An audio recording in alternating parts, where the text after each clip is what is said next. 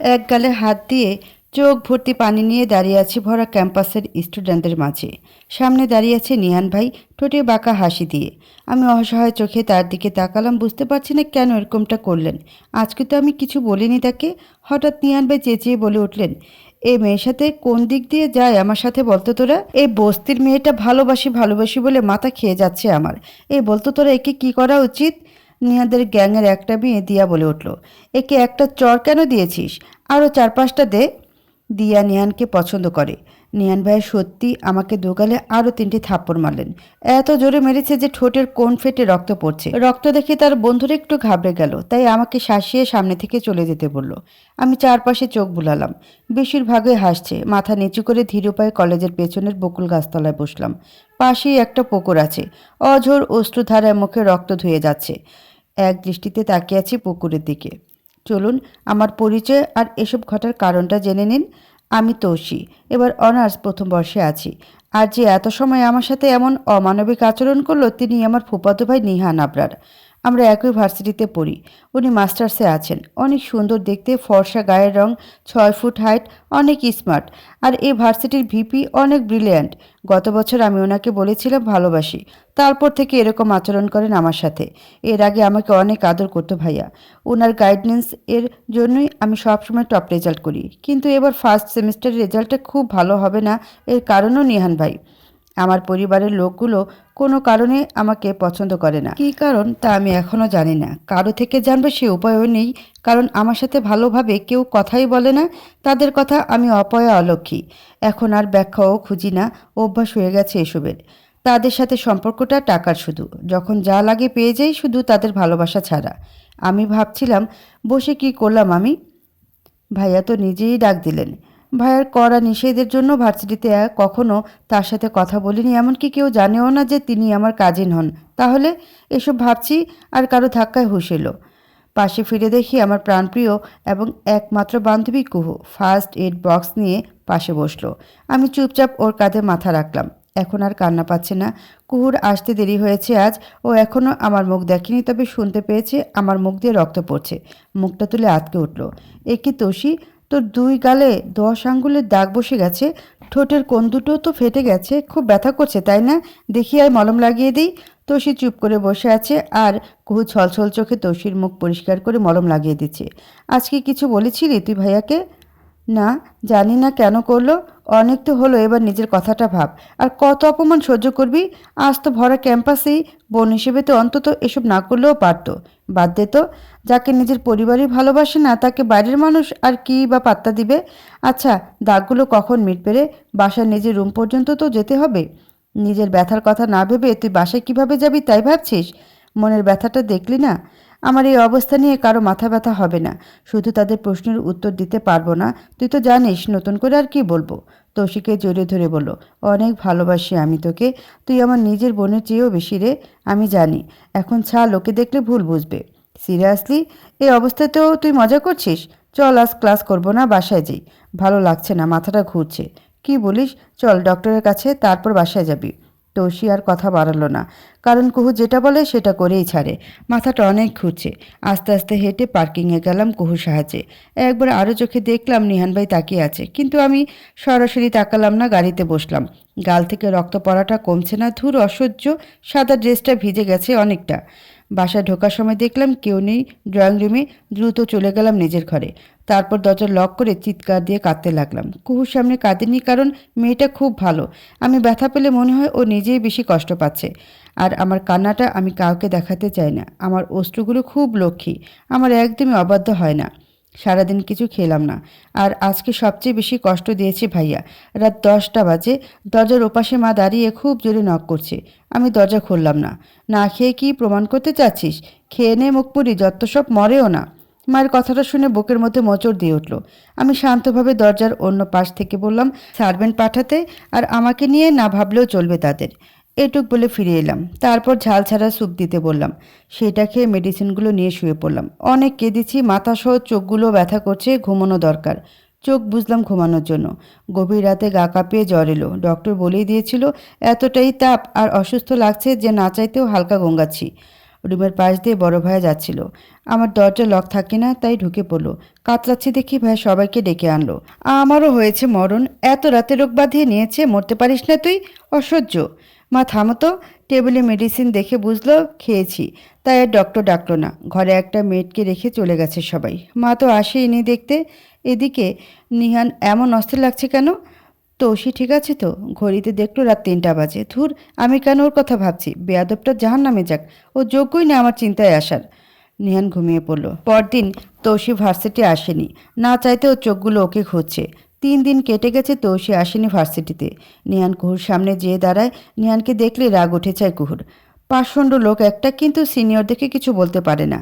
তৌসি ক্লাসে আসে না কেন? ওর তো জ্বর 3 দিন ধরে। আর কথা না শুনে নিহান বেরিয়ে গেল তৌসির বাড়ির উদ্দেশ্যে। আজব লোক। তৌসি ঘুমিয়ে আছে, মুখটা একদম শুকিয়ে গেছে, দেখেই বোঝা যাচ্ছে এখনও খায়নি। বিকেল হয়ে গেছে, মেয়েটা একদম নিজের খেয়াল রাখে না। মুখ থেকে এলোমেলো চুলগুলো সরিয়ে দেখলো গালগুলোকে এখনও হালকা দাগ আছে, আর 2 ঠোঁটের কোণে রক্ত জমাট বাঁধা এখনও। জ্বরও আছে। তৌসি চোখ খুলে দেখলো নিহান নিজের গালে হাত দিয়ে তৌসির দিকে তাকিয়ে কিছু ভাবছে। এতটাই ভাবনায় বিভোর যে তৌসি উঠে গেছে খেয়াল করেনি। ভাইয়া কখন এলে? নিহানের হুঁশ ফেরে। এই তো মাত্রই। কী রে, এখনো খাবার খাসনি যে? আর জ্বর বাঁধালি কিভাবে? তার দিকে তাচ্ছিল্য ভরা চাহনি আর বাঁকা হাসি দিয়ে বললাম, ব্যথার জন্য। কথা এড়াতে রুম থেকে বের হয়ে গেল। তারপর সার্ভেন্টদের খাবার পাঠাতে বলে সবার সাথে দেখা করতে গেল। একটু পর পরম যত্নে খাবারগুলো খাইয়ে দিল জোর করে তৌসিকে। খাওয়া শেষে, আচ্ছা ভাইয়া, আমি কি করেছিলাম? এরকমটা কেন করলি? চোয়াল শক্ত করে বলল, তুই জানিস না কি করেছিস? তোর এত সাহস কী করে হলো আমার কথার অবাধ্য হবার? মানে আমি সত্যি জানি না, বলবা কি করেছি? তুই আমার বন্ধু রবিনকে কেন বলেছিস তুই আমার কাজিন? বলেছিলাম না কেউ যেন না জানে। রাজন আঙ্কেলের ছেলে রবিন। হ্যাঁ, কিন্তু তুই কিভাবে চিনিস ওকে? উনি তো বাপির বিজনেস পার্টনার। গত সপ্তাহে এসেছিল বাসায়, সাথে রবিন ভাইয়াও ছিল। ড্রয়িং রুমে তো ছবি আছে, সেখান থেকে জানতে পারে।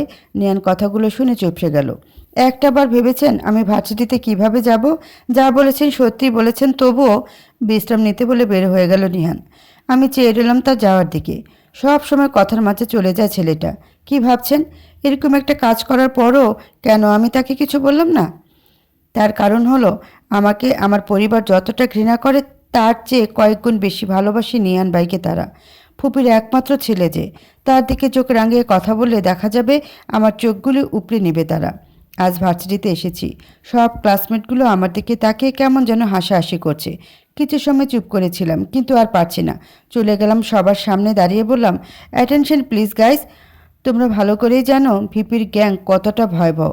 মনে নেই তোমাদের গত সপ্তাহে 2য় বর্ষের একটা আপুকে গর্ভবতী বলে কতটা অপমান করলো? অথচ ওটা মিথ্যা ছিল। আচ্ছা, আমাকে কখনো নাইন ভাইয়ের সাথে কথা বলতে দেখেছো তোমরা? সবাই একসাথে না বলে উঠল।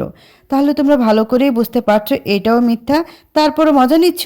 তোমরা আমার ক্লাসমেট হয়ে এরকম করলে কিভাবে হবে? এখন তোমরা এটাও বলতে পারো যে তাহলে প্রতিবাদ করলাম না কেন? আমি ইচ্ছা করেই চুপ ছিলাম, কারণ ওদের সবাই ভয় পায়। কেউ আমাকে সাপোর্ট করতো না, তারপর ভার্সিটি থেকে বের করে দিত। আর এখন এই ভার্সিটি থেকে বের হওয়া মানে আমার 1 বছর নষ্ট। সরি, আমাদের তোমাকে সাপোর্ট করার কথা ছিল। আমরা সত্যি খুব দুঃখিত, রিমি বলে উঠল। সবাই সরি বলল তৌসিকে। তৌসি মনে মনে হাঁপ ছেড়ে বাঁচল। কুহুর দিকে তাকাতেই ও এসে জড়িয়ে ধরে বলল, proud of you my star, you are really so brave. ক্লাসের সবাই নর্মাল হয়ে গেল তৌসির সাথে। ছুটির পর তৌসি রাস্তা দিয়ে হেঁটে বাসা যাচ্ছিল আনমনে। কুহু চলে গেছে আগেই। নিহান বাইক নিয়ে থামলো। এই তৌসি, চমকে উঠল। তারপর নিহানের দিকে এগিয়ে গিয়ে বলল, জি ভাইয়া। তোর গাড়ি কোথায়? হেঁটে যাচ্ছিস কেন? ও, ভুলে গেছি। এটা কেমন কথা? ও আর বাসা যাস না? অনেক দিন হলো, আম্মু তোকে যেতে বলেছে। আচ্ছা, যাব সময় করে। তুমি ক্যাম্পাসে যাচ্ছ তাই না? ড্রাইভারকে বলে দিও চলে যেতে। আসি। তৌসি চলে যেতেই নিয়ান ধমকে উঠল, এই দাঁড়া, তোকে যেতে বলেছি। তারপর একটা রিক্সা ডেকে তুলে দিল, সাবধানে যাস। আমি অবাক হয়ে মানুষটার ব্যবহারে। কখনো মনে হয় অনেক বেশি ভালোবাসে, আবার কখনো মনে হয় আমি তার চোখের বালি, অথবা মুখে পড়ে আয়েশ করে চিবনে বিরিয়ানিতে দাঁতে কামড় লাগা অপ্রত্যাশিত এলাচ। আকাশ পাতাল ভাবতে ভাবতে চলে এলাম বাসায়। রাতে পড়তে বসলাম। অনেক কিছু ভেবে সিদ্ধান্ত নিলাম যে আমাকে পড়াশোনায় মনোযোগ দিতে হবে। এভাবে চলতে থাকলে ভবিষ্যৎ অন্ধকার। আর নিহান ভাইয়া, জানি না, ভাবতে চায় না আর। মনে তীব্র একটা চাপা অভিমান কাজ করছে। সত্যিটা জেনে ভদ্রতার খাতিরে একবার সরি তো বলতে পারতো। অবশ্য ভালো হয়েছে সরি বলেনি, কারণ সরি দিয়ে তো আর মনের কষ্টটা লাঘব করতে পারবো না। সম্মান যা যাওয়ার তা তো গেছেই।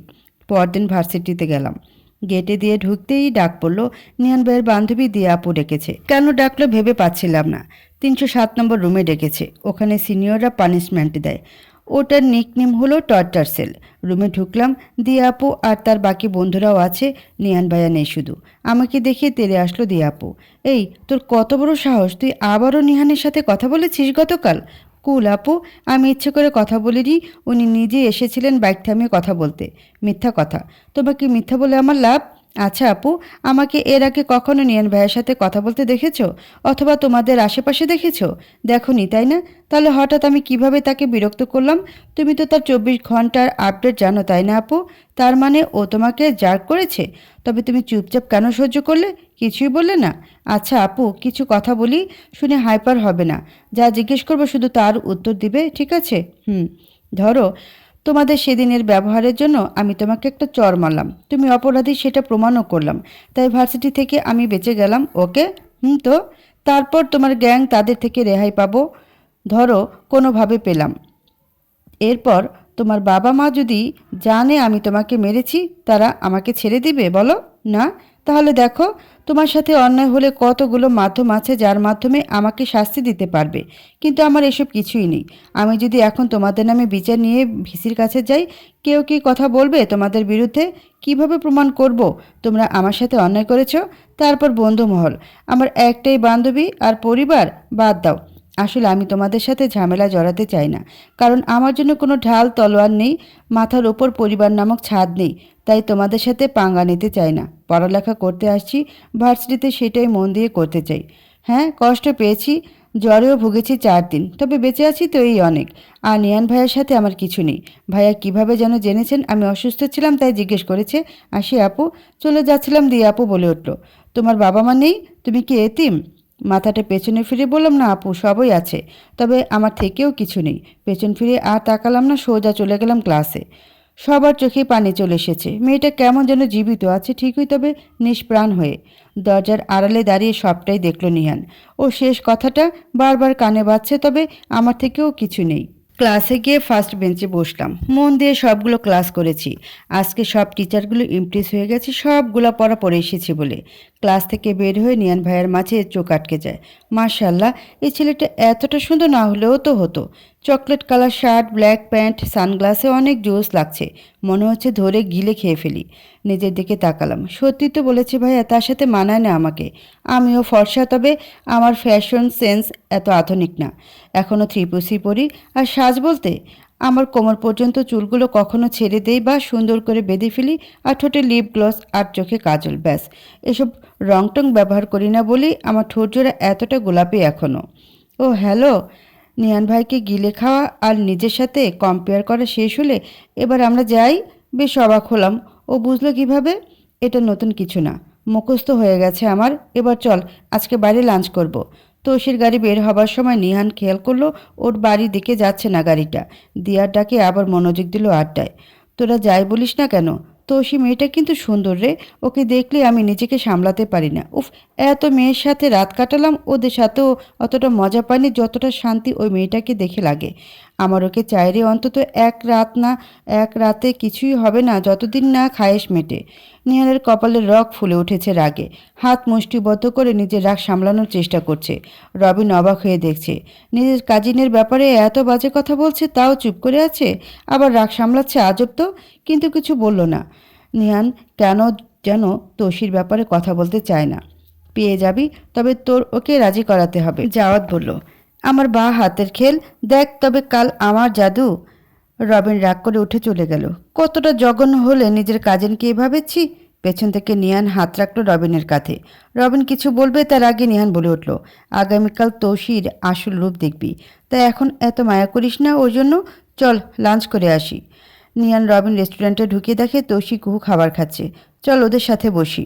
চোখ পাকিয়ে বসলো, যা বস ওদের সাথে। হে হে, আমি তো মজা করলাম বন্ধু। নিয়ান আর কথা বাড়ালো না, খাবার অর্ডার করতে লাগলো। দোস্ত, ওটা নিয়ান ভাই না? হ্যাঁ, চুপ করে খা আর তাকাস নে। তিনি বিরক্ত হলে আবার আমাকে অপমান করতে চলে আসবে। বাবা, আজ তোর হলোটা কী রে?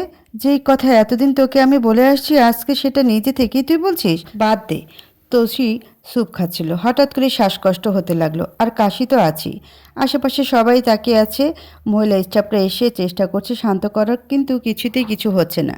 নিহান ওয়াশরুমে গিয়েছিল, এসে দেখে তোষিদের টেবিলটা সব স্টাফরা ঘিরে আছে আর কুহু কাঁদছে। নিহান দৌড়ে গেল। কুহু, ওকে মাশরুম খেয়েছে এখন? এই স্যুপে তো মাশরুম নেই, থাই চিকেন স্যুপ। এটা মাশরুম আছে? চেঁচিয়ে জিজ্ঞেস করলো ওয়েটারদের। জি স্যার, মাশরুম পাউডার দেওয়া আছে হালকা পরিমাণে। কুহু, ওর ব্যাগে দেখো মেডিসিন কিট আছে, ফার্স্ট বের করো। তোষির মাথাটা নিজের পেট বরাবর ঠেকিয়ে ইনহেলর দিল, তারপর একটা মেডিসিন খাইয়ে গাড়িতে পাঠিয়ে দিল বাসা যাওয়ার জন্য। তারপর ম্যানেজারের দিকে রাগী দৃষ্টিতে তাকালো।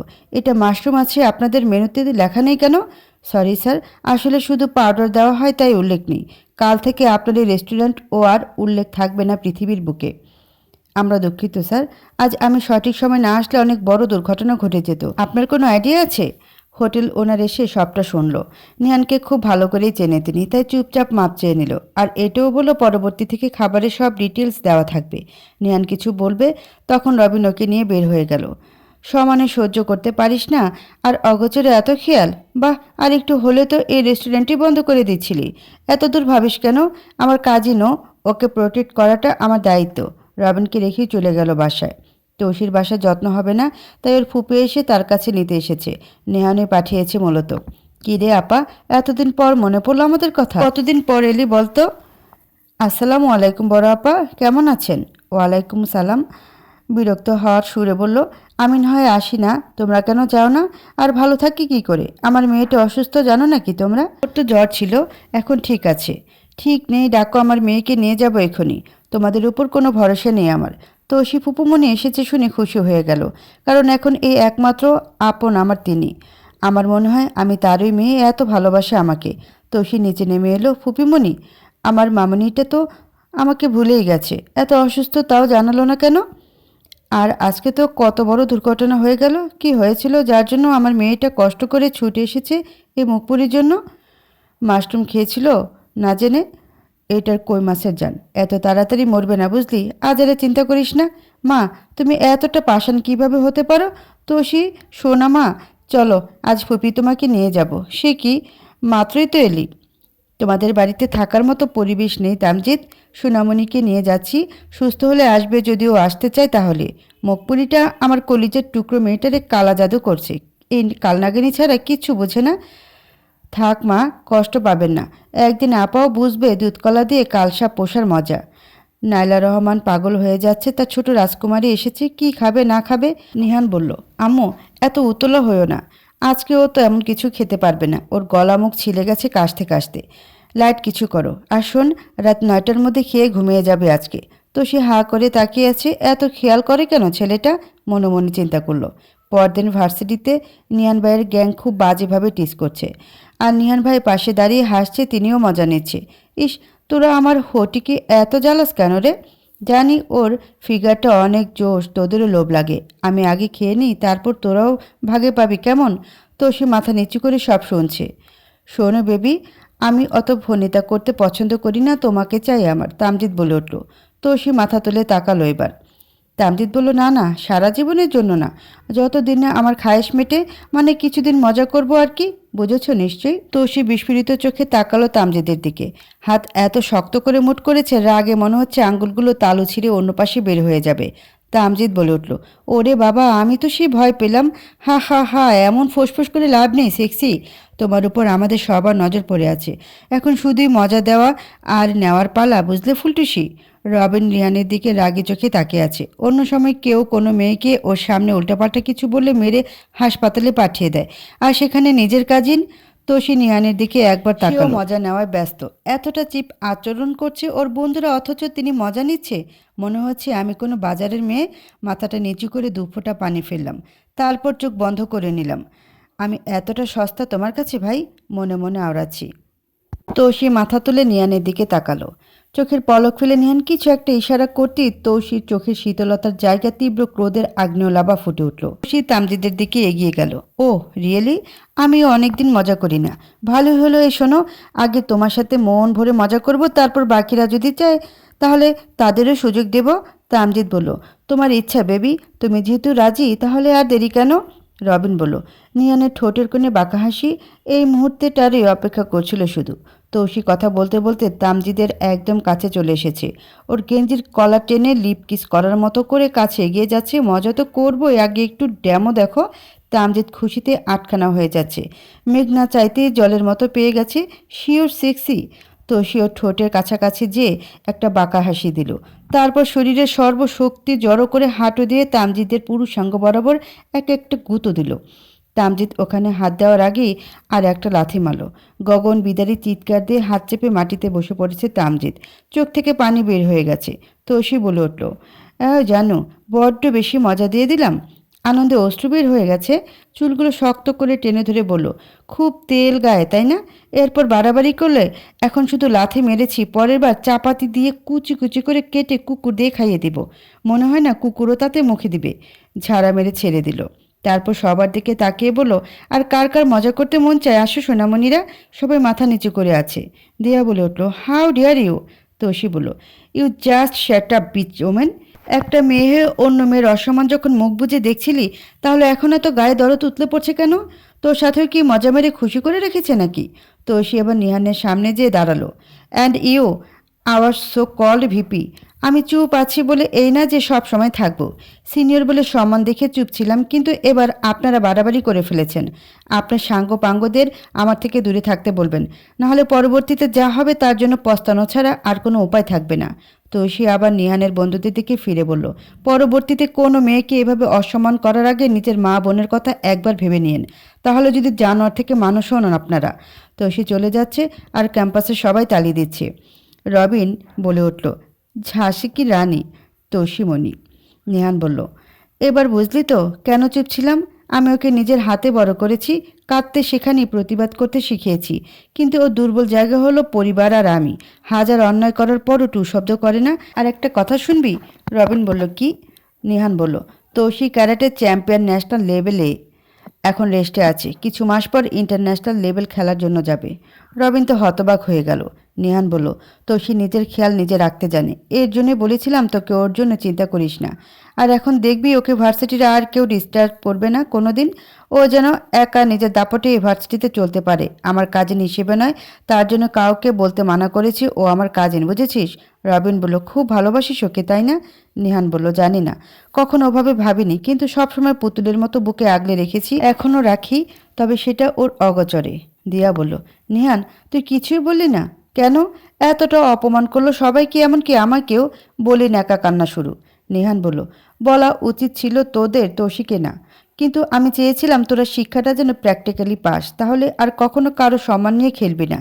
তোরা আমার বন্ধু বলেই এত কিছু করছিস, কিন্তু তোদের লাই দিয়ে মাথায় তুলে ফেলেছি। আর একটা কথা, তৌসি সত্যিই খুব ডেঞ্জারাস মেয়ে, ওর থেকে তোরা দূরেই থাকিস, কারণ ও কথা কম আর কাজ করে বেশি। নিয়ান বের হয়ে যায়। আজকে অনেক খুশি লাগছে, বাচ্চা মেয়েটার এত রাগ আমাকে পর্যন্ত শাসালো। দিয়ার আগে ফুসছে, এই মেয়েকে আমি ছাড়বো না। এতটুকু মেয়ে আমাকে অপমান করে, ওকে শিক্ষা না দিয়ে ছাড়বো না আমি। তৌসি ক্লাসে ঢুকতেই সবাই অনেক প্রশংসা করলো, কারণ আজ পর্যন্ত কারো সাহস হয়নি ওদের বিরুদ্ধে কথা বলার। আর প্রতিবাদ তো অনেক দূরের কথা। তৌসি বলল, তোমরা চুপ থাকো বলেই তারা সাহস পায়। স্টুডেন্ট পাওয়ার সবার আগে। আমরা সবাই মিলে যদি ভিপির নামে কমপ্লেন করি, তাহলে সে টিকতে পারবে না। আমরা এখানে পড়তে আসি কারো গোলামি করতে বা তাদের অত্যাচার সহ্য করতে নয়। আমাদের একতার অভাব, এর জন্য ওরা দিন দিন হিংস্র হয়ে উঠেছে।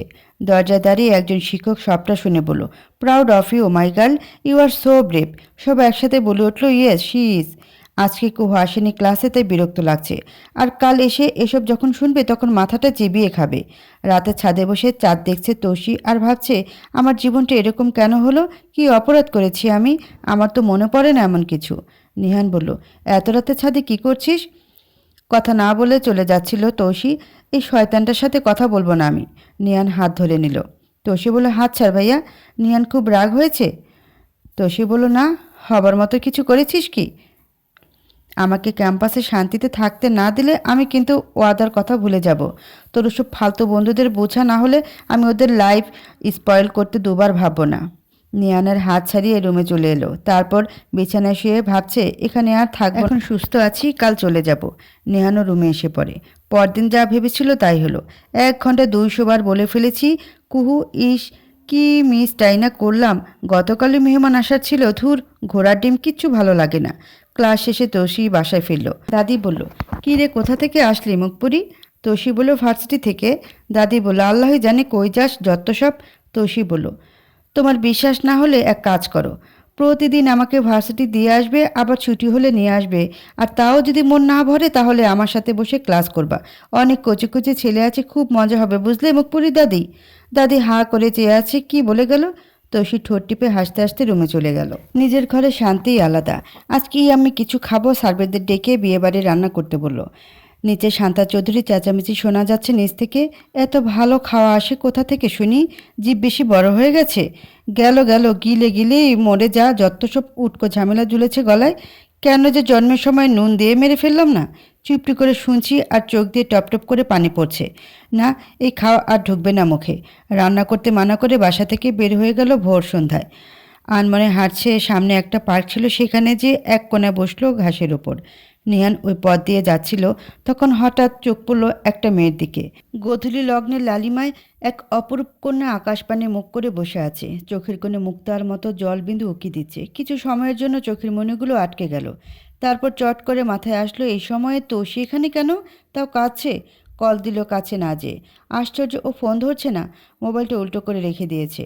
পাশে আইসক্রিম ভ্যান থেকে ওর পছন্দের ম্যাঙ্গো ফ্লেভার কোন নিয়ে সামনে বসলাম। আমাকে দেখে তোষি কিছুটা চমকালো, কিন্তু কথা বলল না। আবার আগের মতো আকাশ দেখতে লাগলো। নেহান বলল, কিরে, এখানে বসে ছেলেদের পাগল করতে চাচ্ছিস? তাও এই গধূলি বেলায়? জানিস, এখন যদি তোকে কোনো সাহিত্যিক দেখতো তাহলে নির্ঘাত একটা কবিতা লিখে ফেলতো। কবিতার নাম কি দিত? উম হুম ক্ষয়িষ্ণু গোধূলির এক বিকেলে। আরে বাহ, আমি তো সাহিত্যিক হয়ে গেলাম রে। হাতে কোণ গুজে দিয়ে বলল, নে, এই খুশিতে আইসক্রিম ট্রিট। তোষি কোণ খুলতে খুলতে বলল, তোমাকেই আমি পারলাম না পাগল করতে, আর বাইরের লোকদের কি করব? আমি ক্ষয়িষ্ণু গোধূলির এক বিকাল না, আমি হলাম ক্ষয়িষ্ণু কালো মেঘ। By the way, thanks. অনেক খিদে পেয়েছিল। নিহান বলে উঠল, খিদে পেয়েছে মানে? তুই এখনো খাবার খাসনি? তোষি বলল, কপালে জোটেনি, বাদ দাও। বললে না তো? নিহান বলল, তোকে সেদিন ভরা ক্যাম্পাসে বলেছি, আবারও বলি, তোর মধ্যে এমন কিছু নেই যার জন্য পাগল হব। তোষি বলল, ভালোবাসি অনেক। নিহান বেশ জোরে চট বসিয়ে দিল গালে। তোকে একটু লাই দিলে মাথায় চড়ে বসিস, বেহায় মেয়ে। তোর মতো মেয়ে আমার সাথে যায় না, কথাটা মাথায় ঢুকিয়ে নে। I deserve much better than you. Nihan চলে গেল রেখে। তো সে আবারও আকাশ পানে চেয়ে অশ্রু বিসর্জন দিতে লাগলো কষ্ট নামক ছায়ার জন্য। রাত হয়ে গেছে। ভেবেছিলাম ফুপির বাসায় যাব, কিন্তু এখন আর যেতে মন চাচ্ছে না। না খেয়ে আছি শুনেও রেখে চলে গেল। আচ্ছা, একটু ভালোবাসলে কি হয়? বেশি না, এই যে এতটুকুন। আমি জানি ভাইয়া, কথাগুলো তুমি মন থেকে বলো না, তবে কেন যে এমন করো তা শুধুই তুমি জানো। তো সে রেস্টুরেন্ট থেকে খেয়ে বাসায় চলে এলো। নিয়ান বাসায় এসে ফ্রেশ হয়ে নিল। তারপর যখন খেতে বসলো মনে পড়ে গেল তৌসি না খেয়েছিল। সিট রাগের জন্য ভুলেই গেছি। আম্মু, আম্মু, এই আম্মু। নাইলা রহমান বললেন, আরে কি হলো? নিহান বলল, তৌসিমণিকে কল দিয়ে জিজ্ঞেস করো তো খেয়েছে নাকি। নাইলা বেগম বললেন, আচ্ছা তুই শুরু কর খাওয়া, আমি দিচ্ছি। নিহান বলল, না, আগে জিজ্ঞেস করো তারপর খাবো। নাইলা রহমান বললেন, তোর ব্যাপার স্যাপার বুঝি না, ছায়ার মতো লেগে থাকিস, অথচ সামনে আসলে দূর দূর করে তাড়িয়ে দিস মেয়েটাকে। কথা বলতে বলতে কল দিল। ফুপিমণি কেমন আছো? তৌসি বলল। নাইলা রহমান বললেন, আগে বলো আমার সোনামাটা খেয়েছে? তৌসি বলল, হ্যাঁ, খেয়ে এসেছি বাসায়। নাইলা বলল, মানে? তৌসি বলল, না মানে আমি বাসায় নাকি বেশি খেয়ে ফেলি, এত টাকা নষ্ট করে ফেলছি, তাই ভাবলাম। নাইলা বলল, মামুনি? তৌসি বলল, কিছু বলবে ফুপি? আমি পড়তে বসবো। নাইলা বলছে, আচ্ছা বস, আমি পরে ফোন দিবনি। নিহান বলছে, খেয়েছে? নাইলা বলল, আজ নাকি বাসা খাওয়ার খোটা দিয়েছে, তাই বাইরে থেকে খেয়ে গিয়েছে।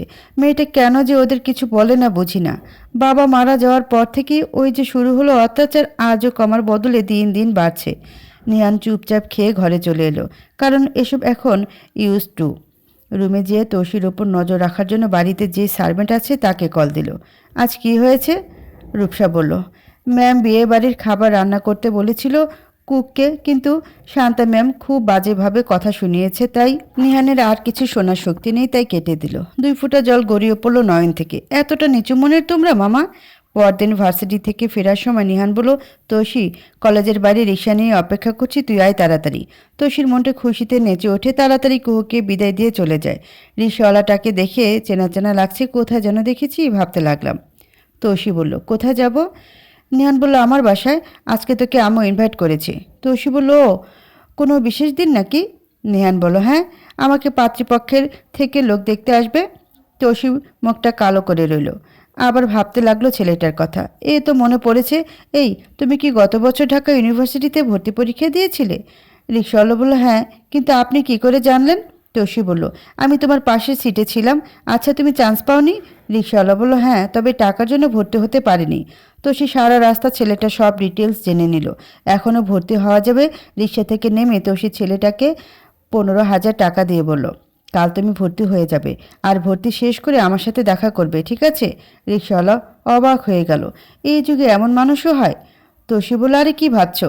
নাও তো, শোনো, এখান থেকে ভালো দেখে কিছু কাপড় কিনবে নিজের জন্য। তোমাকে একটা জবের ব্যবস্থা করে দিব।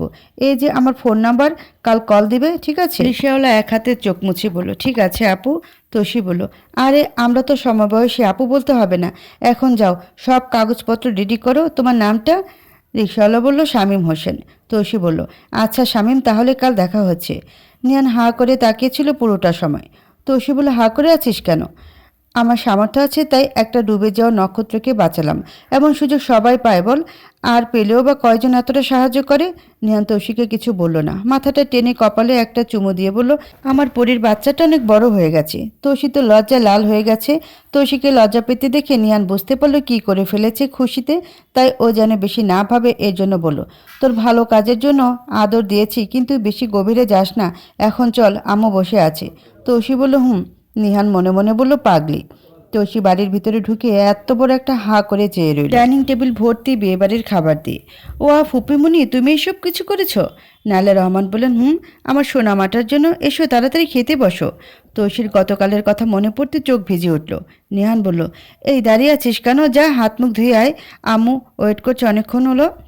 তৌসি বলল, না, পারবো না ধুতে, এমনিতেই খাবো। নিহান বলল, ইয়াক তৌসি, তুই এত পচা? তৌসি ওর 2 হাত এগিয়ে দিয়ে কিউট করে বলল, তাহলে তুই ধুয়ে দে ভাইয়া। তৌসি এত কিউট করে বলল যেন মানা করতে পারছে না নিহান। তাই বলল, এক কাজ কর, তোর নিজের হাতে খেতে হবে না, আম্মু তোকে খাইয়ে দিবে। কি দিবে তো আম্মু? নাইলা রহমান বললেন, আমি তোকে নিজের হাতে খাইয়ে দিব বলেই বসে আছি, তোরাই তো শুরু করলি।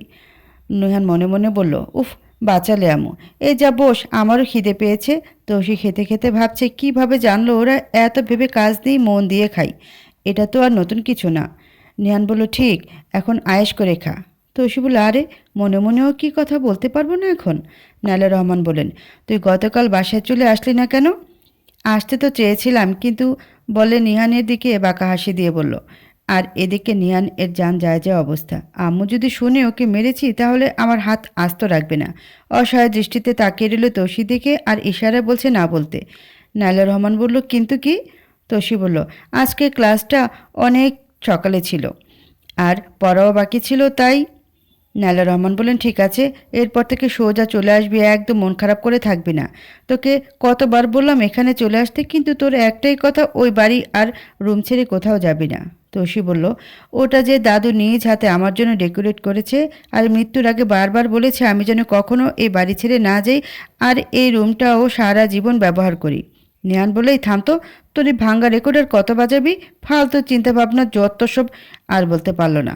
ভাইয়া, আজ বলেছ, আর কখনো দাদুকে নিয়ে এসব কথা বলবে না। This is your first and last warning. Naila Rahman বললেন, নিহান, তোকে কতবার বলেছি বাবাকে নিয়ে কথা না বলতে? তুই তো জানিস সব। ওকে বাবা, সরি, আর বলবো না। শয়তান একটা। সামনের ঢং উতলে পড়ে মনেই বলল মনে মনে তৌসি। আবার খেতে লাগলো। নিহান বলল, আম্মু জানো, তোমার তৌসিমণি তো বড় হয়ে গেছে। নাইলা রহমান বলল, তাই নাকি? কিভাবে? বাইরে রিক্সাওয়ালার কথাটা বলল। নাইলা রহমান বলল, proud of my angel, so much respect for your golden heart.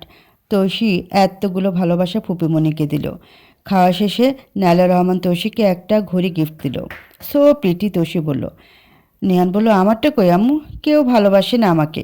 তৌসি বলল মনে মনে, আমি কত ভালোবাসি তা তোর তো গায়ে লাগে না, হারামির তাল তো পাতানো ভাই। নাইলা রহমান বললেন, তুই তো আমার সোনা বাবা, তোদের দুজনের জন্যই এনেছি, এটা তোর হাত দিয়ে পরিয়ে দিই। নিহান বলল, wow, love you so much my lovely আম্মুটা। নাইলা বলল, থাক, আর ভালোবাসা দেখাতে হবে না, আমি তো কাউকে ভালোবাসিই না। নিহান বলল, আচ্ছা বাইশো না, আমি গেলাম। আর ঘড়িটা সত্যি সুন্দর। চলে গেল নিহান। নাইলা রহমান বললেন, দেখলি কেমন পাজি ছেলে? তৌসিফ হলো, বায়া যে পাজি সেটা তুমি আজকে জানলে ফুপি? নাইলা রহমান বলল, চল তো, তোর সাথে কথা আছে। তৌসিফ বলল, বলো কি কথা? নাইলা রহমান বললেন, আগামী সপ্তাহে যে ফাজিলটার জন্মদিন ভুলে গেছিস? তৌসিফ জিভ কামড় দিয়ে বলল, একদম ভুলে গেছি। নাইলা রহমান বলল, ঠিক আছে, ব্যাপার না, তাহলে সব প্ল্যান তৈরি করতে হবে এবারও। তৌসিফ বলল, প্ল্যান আর কি? তোমার শ্বশুরবাড়ির কেউ তো আসবে না, সব বিদেশে সেটেল। আসার মধ্যে সব তোমার বাবার বাড়ির লোক, কিছু বিজনেস পার্টনার, দুই পরিবারের, আর হলো তোমার গুণধর ছেলের বন্ধুরা। নাইলা রহমান বললেন, আর তোর? তৌসি বলল, আমার পক্ষ থেকে আর কে আসবে? কুহু আর ওর বাবা মাকে বলবো, কিন্তু আমি জানি কুহু আসবে শুধু। আঙ্কেল আন্টি এসব পার্টি পছন্দ করে না। নাইলা রহমান বললেন, এই তো গেস্ট লিস্ট হয়ে গেল, এখন হল লাগবে শুধু। তৌসি বলল, ফুপিমণি, তুমি ভালো করে জানো পার্টিটা এবারও আমাদের বাড়িতে হবে, তাহলে কেন এসব ভাবো? নাইলা রহমান বলল, অসহ্য মায়ের জন্যই তো। তৌসি বলল, তাতে কি? তোমার হল খরচ বাঁচলো, সেটা দিয়ে আমাকে ঘুরতে নিয়ে যেও। নাইলা রহমান বলল, আচ্ছা যাব নিয়ে, তার জন্য হল খরচ বাঁচানোর টাকা লাগবে নাকি? তৌসি আরও কিছু সময় থেকে বাসায় চলে যায়। পরদিন শামীমকে একটা পার্ট টাইম চাকরির ব্যবস্থা করে দেয় নিজের কোম্পানিতে।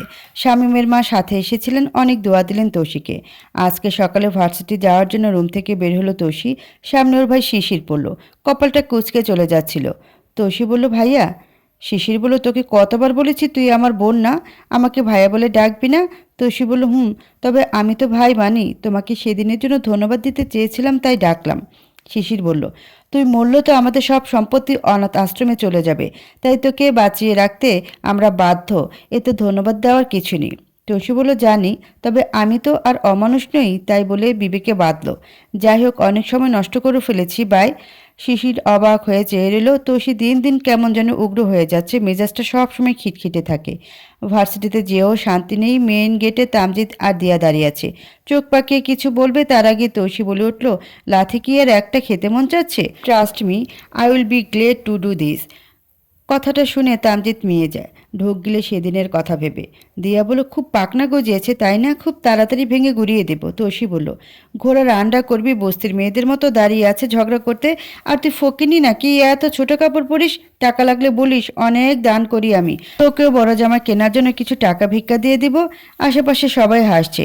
ভার্সিটির সবচেয়ে ফ্যাশনেবল ট্রেন্ডি মেয়েকে বলছে বস্তি ফকিরনি, লজ্জা লজ্জা। তামজিদ বলল, বাদ দে তো দিয়া, দিহান তো মানা করেছে তাই না? দিয়া বলল, এই মেয়ের জন্য প্রথমবার নিহান আমাদের সাথে খারাপ ব্যবহার করেছে, এটাকে এমনি যেতে দিব? নো নেভার, এক মাঘে শীত যায় না। তৌসি চলে যায় ক্লাসে। এসে দেখে কুহু আপন মনে কিছু ভাবছে। তৌসি বলল, এই যে বিনা টিকিটে কোন দেশে ঢুকেছেন চিন্তাকুমারী? কুহু বলল, রবিনের দেশে। তৌসি বলল, কি? চিল্লানি শুনে হুঁশ ফিরে কুহুর। কি হলো, এত চেঁচাস কেন? তৌসি বলল, তুই কি বললি মাত্র? কুহু বলল, কখন? তৌসি বলল, মাত্র রবিনের দেশে মানে? কুহু, টিচার এসে গেল তাই আর বলা হলো না। রাতে তৌসি পড়ছিল, হঠাৎ করে মাথায় দুষ্টু বুদ্ধি এলো। নিহানকে একটা রোমান্টিক মেসেজ দিল, আর সাথে ভালোবাসিও লিখেছে। তৌসি বসে বসে ভাবছে, আর লজ্জা লাল হচ্ছে, না জানি কেমন রিয়েকশন হবে রাগী নিহুটার। তৌসি মাথা নিচু করে ভাবছিল, হঠাৎ করে গালে এক চড় পড়ল। পাশে ফিরে দেখে নিহান দাঁড়িয়ে আছে। ওকে দেখে আঁতকে উঠল। তৌসি ভয়ে গলা শুকিয়ে যাচ্ছে, প্রচুর রেগে আছে। আমার চুলগুলো খুব শক্ত করে ধরে বলো, তুই এত সস্তা কবে থেকে হলি রে? লজ্জা বলতে কিছু আছে তোর মধ্যে? ব্যথায় চোখে পানি পড়তে লাগলো, তবুও ছাড়লো না। নিহান বলল, তোর মতো বেহায়া মেয়ের মুখ আমি আর কোনোদিন দেখতে চাই না। কি এমন আছে তোর মধ্যে যে ভালোবাসতে হবে? না আছে রূপ আর না আছে গুণ, গায়ের রংটাই সাদা। আমার সামনে আসবি না আর কখনো। তৌসি থেমে থেমে অনেক কষ্টে বলল, একটু ভালোবাসলে কি হয়? নিহানের একটুও মায়া হলো না, উল্টো ধাক্কা দিয়ে ফেলে দিল। বেশ ব্যথা পেল তৌসি গায়ে। নিহান বলল, তোর মতো থার্ড ক্লাস মেয়েকে ভালোবাসার চেয়ে পতিতাদের সাথে রাত কাটানো ভালো। ওরা তাও পেটের দায়ে এসব করে। ছোট লোক বস্তি, আই হেট ইউ। নিহান বের হয়ে গেল ওভাবে রেখেই। তৌসি নিস্তব্ধ হয়ে গেল। শেষে কিনা প্রতিদাতের সাথে তুলনা করলো। কানে বারবার শুধু বেজে উঠছে, তোর মতো থার্ড ক্লাস মেয়েকে ভালোবাসার চেয়ে পতিতাদের সাথে রাত কাটানো ভালো, আই হেট ইউ। নিয়ান ফুল স্পিডে বাইক চালাচ্ছে। নির্জন একটা জায়গায় গিয়ে চিৎকার করে কান্না করে বলছে, কেন দিলে এভাবে ধোকা? এই ভালোবাসিস আমাকে তুই? ছি, আমি কখনো ক্ষমা করব না তোকে তুষি, কখনো না। I hate you, I hate you. তোর জন্য শুধু ঘৃণা থাকবে এখন থেকে আমার মনে। এই বুকে আগলে বড় করেছি তোকে, কখনো ফুলের টোকাটাও লাগতে দেরি। আর সে আমি গত 2 বছর ধরে থাপ্পড়ের পর থাপ্পড় দিচ্ছি। আজকে কত বাজে কথা বললাম, কেন করলো কলিজা এসব কেন? গাছের সাথে হাতে ঘুষি দিল, সাথে সাথে থেতলে গেল নরম হাতগুলো। রবিনকে কল দিল। রবিন আসলো। নিহান বলল, আমি আর পারছি না রবিন। রবিন বলল, আচ্ছা তুই যেটা দেখেছিস সেটা ভুল হতে পারে না? নিহান বলল, ভুল হলে আমার কলিজাটাকে এভাবে কষ্ট দিয়ে আমি বল? রবিন বলল, বাসায় চল। কি করেছিস হাতের? মারবি আবার নিজেকেও কষ্ট দিবি? তোষি ফ্লোরে বসে কাঁদছে। ইচ্ছে হচ্ছে মরে যেতে, কার জন্য বেঁচে থাকবো? কেউ নেই আমার, কেউ না। কাঁদতে কাঁদতে হঠাৎ থেমে যায়। মাথায় অন্য চিন্তা ভর করে। নিহুকে এতদিন ধরে প্যারা দিচ্ছি, কিন্তু ও কখনো আমার সাথে এত বাজে ব্যবহার করেনি। এ নিয়ে দুবার করলো, একবার ক্যাম্পাসে। তাহলে কি? হতে পারে। আমাকে সব জানতে হবে। নিহান আমাকে ভালোবাসে সেটা ওকে দেখলেই বোঝা যায়। তার মানে আমাদের মাঝে কেউ ঢুকেছে যে ঝামেলা করছে। আমাকে সবটা জানতেই হবে, কিন্তু কিভাবে? উফ, মাথাটা ফেটে যাচ্ছে। নিজের চুল টেনে মাথা নিচু করে ভাবছে কে করতে পারে এসব। নিহত এসব বলবে না, বললে আগে বললেই ঝামেলা সমাধান করে দিত। কাকে কল দিই? হ্যাঁ, আমাকে রবিন ভাইয়া বলতে পারে।